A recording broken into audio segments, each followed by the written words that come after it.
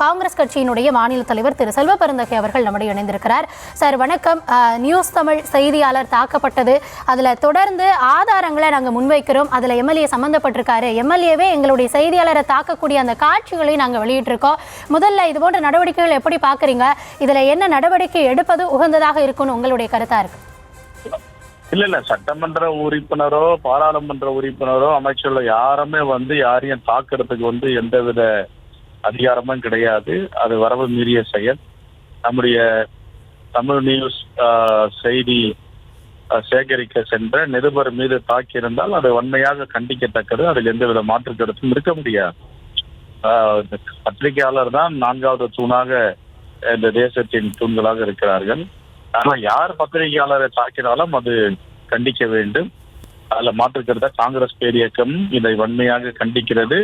மாண்புமிகு முதலமைச்சருடைய கவனத்துக்கு கொண்டு செல்வோம். அது யாராக இருந்தாலும் அவர் மீது நடவடிக்கை எடுப்பதற்கு காங்கிரஸ் பேரியக்கம் உறுதுணையாக இருக்கும். அதே நேரத்தில் உண்மைக்கு புறமான செய்திகளையும் வெளியிடுவதை தவிர்க்க வேண்டும் ஊடகங்கள்.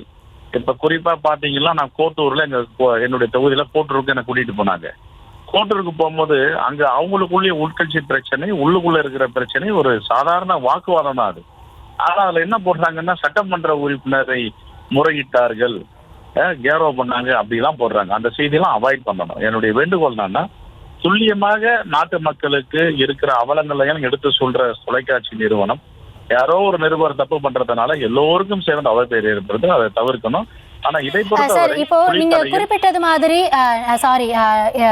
நீங்க சொன்னீங்க, அதாவது நீங்க களத்துக்கு போனப்போ ஒரு செய்தி தவறாக திரிக்கப்பட்டு பரப்பப்பட்டதுன்னா அது என்னன்னு சொன்னீங்கன்னா எங்கள் தரப்புல இருந்து அதற்கு விளக்கம் கொடுக்கறதுக்கும் சரியா இருக்கும். இல்ல அது நான் ஏற்கனவே சொல்லியிருந்தேன். உங்க நிறுவனத்துக்கும் சொன்னேன், விளக்கம் கொடுத்துட்டாங்க. அது ஒன்றும் பிரச்சனை இல்லை. அவர் என்னதான் முறை அது மாதிரி தகாத முறையிலும் உண்மைக்கு புறமான செய்தியை அவர் கொடுத்தாலும் தாக்குவதற்கு எனக்கு என்ன உரிமை இருக்கு, யாருக்கு என்ன உரிமை இருக்கு? யாருக்கும் அந்த உரிமை கிடையாது. பேசுறது கூட ஏன்பா இதை செஞ்சேன்னு கேட்கறது கூட ஒரு தொழில் அவர் செய்யறாரு, அதை கண்ணியமா செய்யணும்ன்றதுதான் என்னுடைய பார்வை. நாங்க ஏற்கனவே தொலைக்காட்சி உரிமையாளர்கிட்ட இதை எடுத்து சென்னா அவங்க உடனே மறுப்பு தெரிவிச்சாங்க. அது வேறு பிரச்சனை.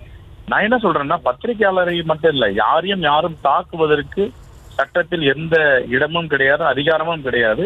இதை வன்மையாக கண்டிக்கிறேன். மாண்புமிகு முதலமைச்சருடைய கவனத்தில் கண்டிப்பாக இதை கொண்டு செல்வோம். தக்க நடவடிக்கை நாங்கள் எடுக்க சொல்வோம். நன்றி. நன்றி சார். இணைப்பில் உங்கள் தரப்பு கருத்துக்களை பகிர்ந்து கொண்டமைக்கு நன்றி.